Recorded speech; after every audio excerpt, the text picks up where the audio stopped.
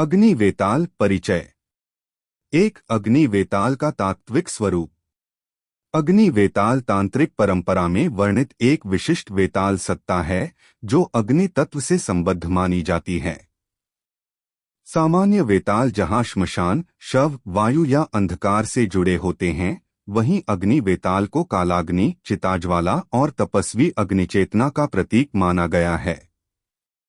यह कोई साधारण प्रेत नहीं, बल्कि संस्कारित चेतना है, ऐसी चेतना जो अग्नि के माध्यम से रूप धारण करती है। इसलिए इसे कभी कभी ज्वालामुखी वेताल या अग्निचेतस वेताल भी कहा गया है। दो वेताल परंपरा में अग्नि वेताल का स्थान। तंत्र ग्रंथों में वेतालों को कई वर्गों में बांटा गया है। श्मशान वेताल, वायु वेताल, रात्रि वेताल, रक्त वेताल और अग्नि वेताल। इनमें अग्नि वेताल को सबसे उग्र और सबसे संयमी दोनों माना गया है। उग्र इसलिए क्योंकि उसका स्वभाव दाहक है। संयमी इसलिए क्योंकि वह केवल उसी के समीप आता है जो आत्मिक शुद्धि के मार्ग पर हो। 3. अग्नि वेताल का प्रतीकात्मक अर्थ। अग्नि वेताल को केवल बाहरी सत्ता मानना तंत्र का अधूरा ज्ञान है। वास्तव में यह मानव के भीतर की अग्नि का प्रतीक है। वासना की अग्नि, क्रोध की अग्नि, ज्ञान की अग्नि, तपस्या की अग्नि। तांत्रिक दर्शन में कहा गया है, जो भीतर की अग्नि को पहचान ले, उसे बाहर का वेताल भय नहीं देता। इस दृष्टि से अग्नि वेताल भय नहीं, परीक्षा है। 4. अग्नि वेताल के लक्षण। तांत्रिक वर्णन अनुसार तांत्रिक ग्रंथों व लोक परंपराओं में अग्नि वेताल के कुछ लक्षण बताए गए हैं।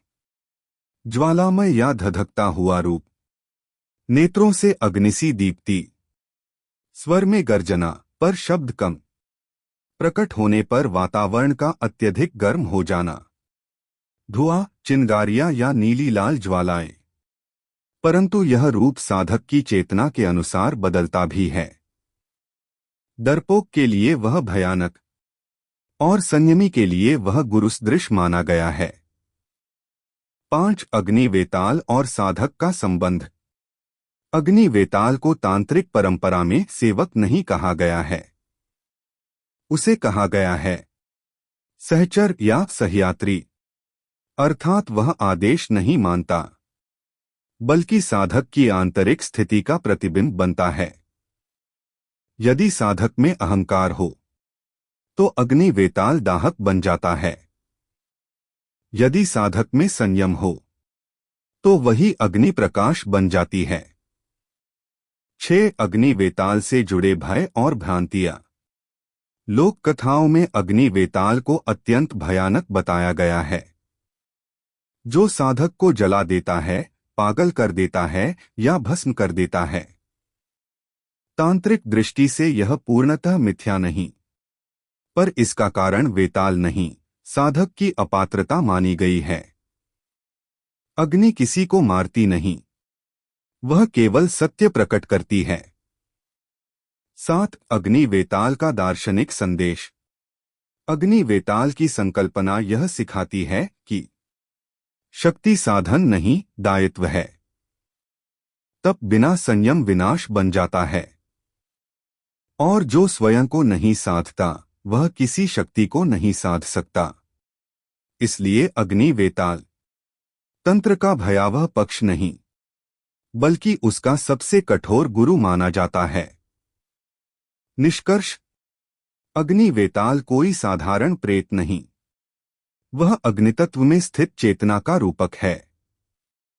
जो बाहर की आग से डरता है वह भीतर की आग से अनभिज्ञ है, और जो भीतर की आग को साध ले उसके लिए अग्नि वेताल भी मोक्ष का द्वार बन जाता है। अग्नि वेताल एक तांत्रिक उपन्यास। अध्याय 1। काशी की राख में छिपी चिंगारी। काशी, वह नगर जहां मृत्यु भी मोक्ष का द्वार बन जाती है। गंगा के घाटों पर जलती चिताओं की अग्नि सदा से कुछ कहती आई है, पर बहुत कम लोग उसकी भाषा समझ पाते हैं। उन्हीं घाटों के समीप मणिकर्णिका से कुछ दूरी पर एक खंडहर नुमा भवन में रहता था अघोरानंद। लोग उसे पागल कहते थे, कुछ तांत्रिक और कुछ श्मशान का प्रेत। किंतु सत्य यह था कि अघोरानंद एक साधक था, ऐसा साधक जिसने जीवन की हर आसक्ति को जला दिया था, परंतु भीतर की एक अग्नि अब भी धधक रही थी। उस अग्नि का नाम था अग्नि वेताल साधना। यह साधना न तो सामान्य थी, न ही हर किसी के लिए। यह वह मार्ग था जहां साधक और प्रेत दोनों एक ही अग्नि में तपते थे। अध्याय 2 गुरु की चेतावनी। अघोरानंद को यह ज्ञान अपने गुरु महावीर भैरवदत्त से प्राप्त हुआ था, एक ऐसे सिद्ध तांत्रिक जिनकी आंखों में मृत्यु का अनुभव और वाणी में काल का कंपन था।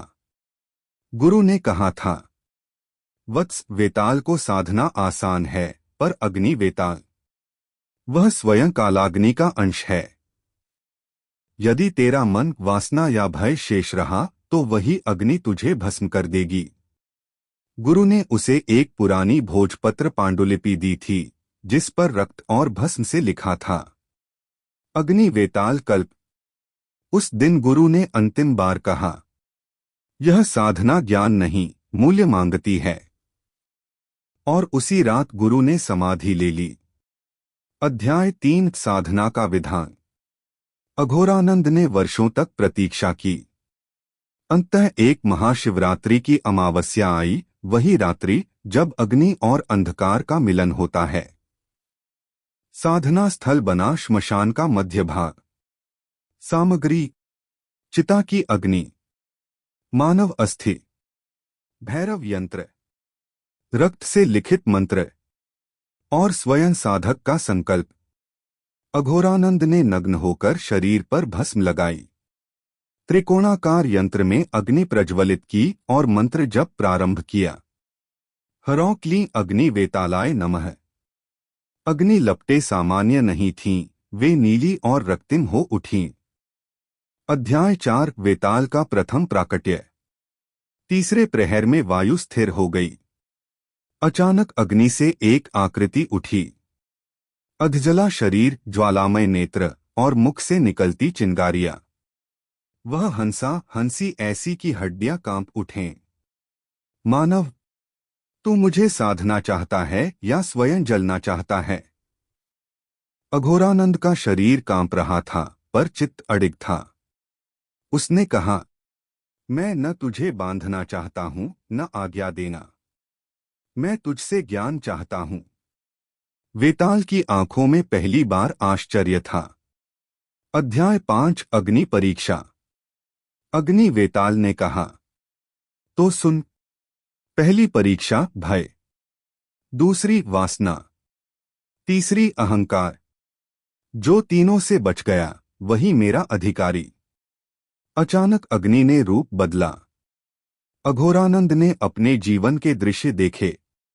मृत माता, अपमान, भूख, स्त्री की स्मृति। शरीर जल रहा था, पर वह साक्षी बना रहा। जब अंतिम दृश्य भी भस्म हुआ, अग्नि शांत हो गई। अध्याय 6 सिद्धि या बंधन। वेताल बोला, तू जीता। अब ध्यान रख, मैं तेरा सेवक नहीं, सहयात्री हूं। अघोरानंद के मस्तक में एक अग्नि चिन्ह उभरा। उसे दूरदृष्टि, कालज्ञान और अग्नि तत्व पर अधिकार मिला, पर साथ ही एक शर्त, यदि तू इसका उपयोग लोभ या अहंकार से करेगा तो मैं ही तुझे भस्म करूंगा। अध्याय 7 लोक कल्याण या विनाश। समय बीतने लगा। अघोरानंद ने रोगों को जलाया, दुष्ट तांत्रिकों को रोका, पर जब राजा ने उससे युद्ध में सहायता मांगी, उसने मना कर दिया। अग्नि धर्म की रक्षक है, सत्ता की नहीं। यही उसकी महानता थी। अध्याय 8 अंतिम अग्नि। वर्षों बाद उसी श्मशान में अघोरानंद ने अग्नि में प्रवेश किया। वेताल प्रकट हुआ। क्या तू थक गया? अघोरानंद मुस्कराया। नहीं, अब मैं स्वयं अग्नि हूं। और दोनों एक ही ज्वाला में विलीन हो गए। उपन्यास का संदेश। अग्नि वेताल साधना शक्ति का नहीं, संयम का मार्ग है। जो बाहर की अग्नि से पहले भीतर की वासनाओं को जला दे, वही सच्चा साधक है। अग्नि वेताल। अग्नि वेताल और एक साधक की आत्मयात्रा। अध्याय 9। श्मशान की भाषा। काशी का श्मशान केवल मृतकों का निवास नहीं होता, वह जीवितों की परीक्षा भी लेता है। अघोरानंद अब सामान्य मनुष्य नहीं रह गया था। उसकी दृष्टि में अग्नि केवल ताप नहीं, चेतना बन चुकी थी।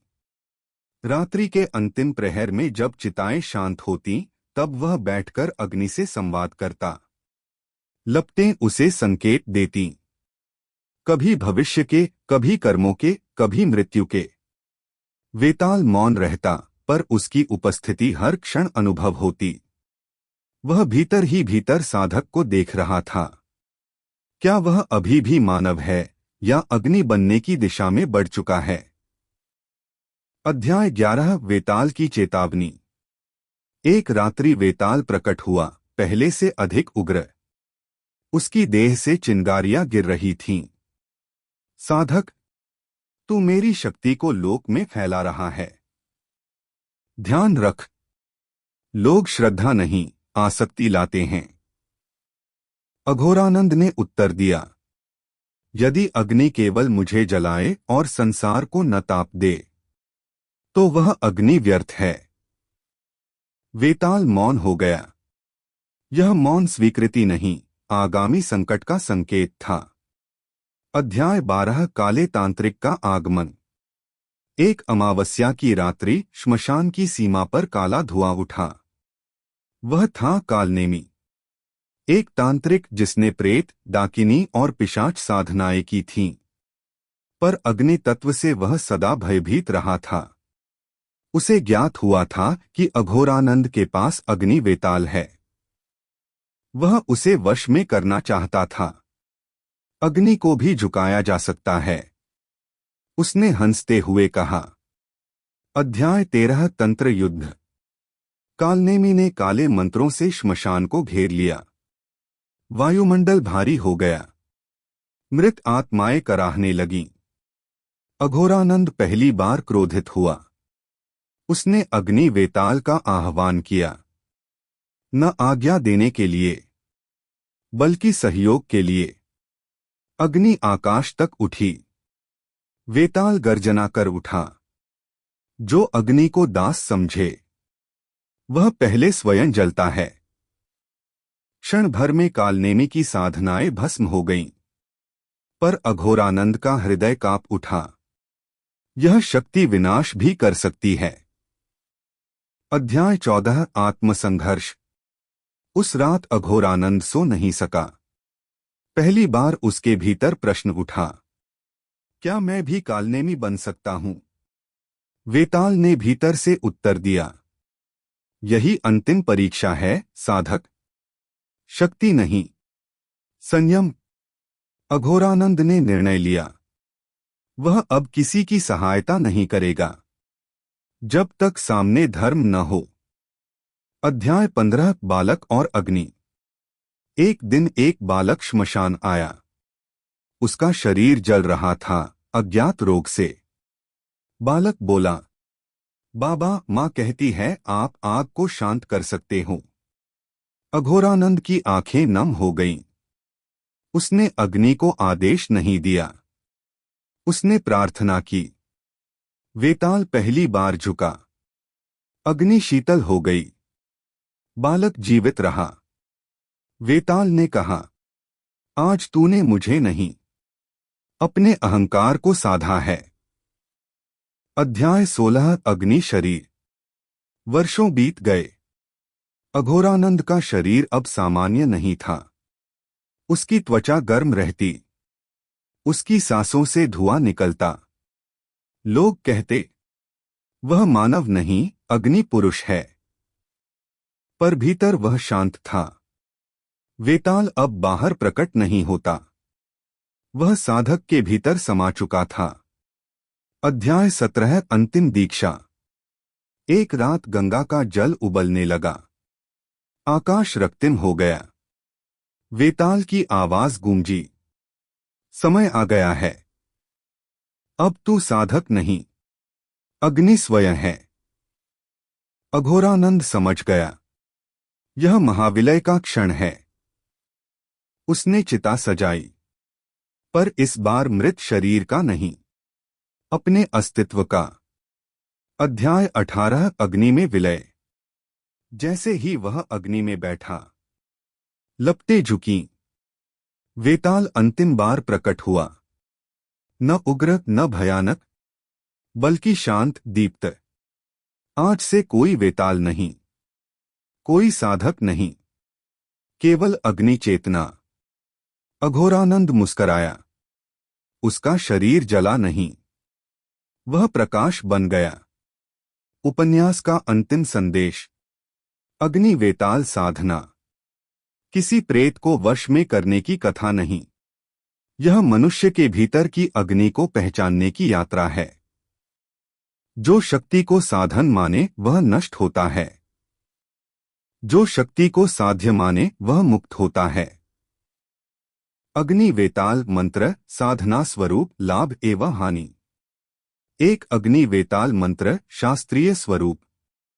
तांत्रिक ग्रंथों में अग्नि वेताल के मंत्र बीज प्रधान और उग्र बताए गए हैं। इनका प्रयोग केवल गुरु दीक्षा में ही माना गया है। प्रमुख मंत्र स्वरूप साहित्यिक संदर्भ। हरौ क्लीं अग्निवेतालाय नमः। यह मंत्र ब्रह्म चेतना। हरौ अग्नि प्लस भैरव तत्व। क्लीं आकर्षण नहीं, अंतर्तादात्म्य। अग्निवेतालाय अग्नि चेतना में स्थित वेताल। नमः अहंत्याग। शास्त्र स्पष्ट कहते हैं, यह मंत्र आज्ञा का नहीं, समर्पण का है। दो अग्नि वेताल साधना का स्वरूप प्रतीकात्मक विधि। महत्वपूर्ण। नीचे दी गई विधि धारणा कॉन्सेप्चुअल फ्रेमवर्क है, न कि प्रयोगात्मक निर्देश। कक साधना का मूल भाव।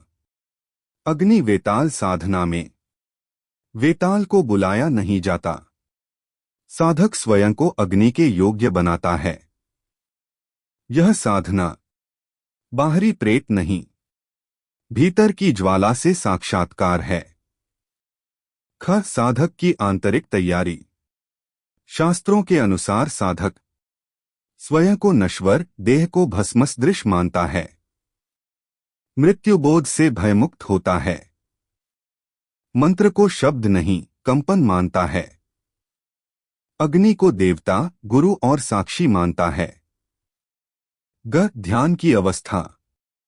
अग्नि पर ध्यान। पहले स्थूल अग्नि ज्वाला, फिर सूक्ष्म अग्नि ऊर्जा, अंततः कारण अग्नि चेतना।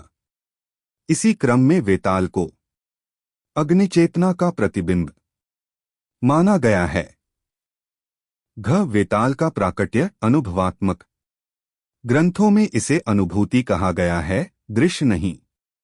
शरीर में तीव्रता, स्मृतियों का देहन, भय का क्षणिक उदय, अहंकार की परीक्षा।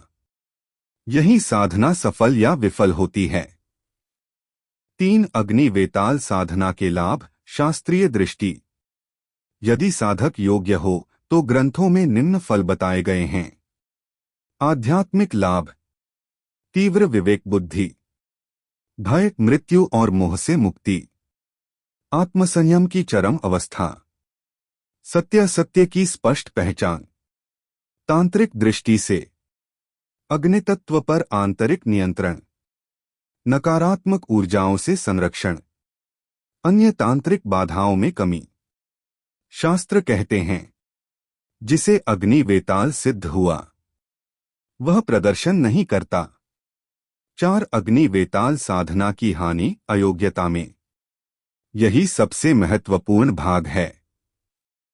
यदि साधक में अहंकार, लोभ, वासना, शक्ति प्रदर्शन की इच्छा हो तो ग्रंथों में भयंकर परिणाम बताए गए हैं।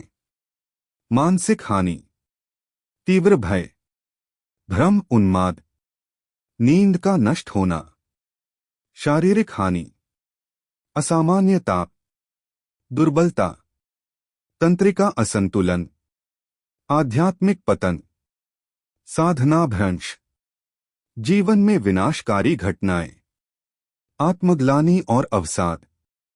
शास्त्र का वाक्य है, अग्नि वेताल किसी को नष्ट नहीं करता, वह साधक का सत्य प्रकट कर देता है। 5 अग्नि वेताल साधना क्यों गुप्त है? क्योंकि यह साधना शक्ति की नहीं, सहनशीलता की है। हर व्यक्ति इस अग्नि को सह नहीं सकता। बिना गुरु के यह मार्ग अंधकारमय है।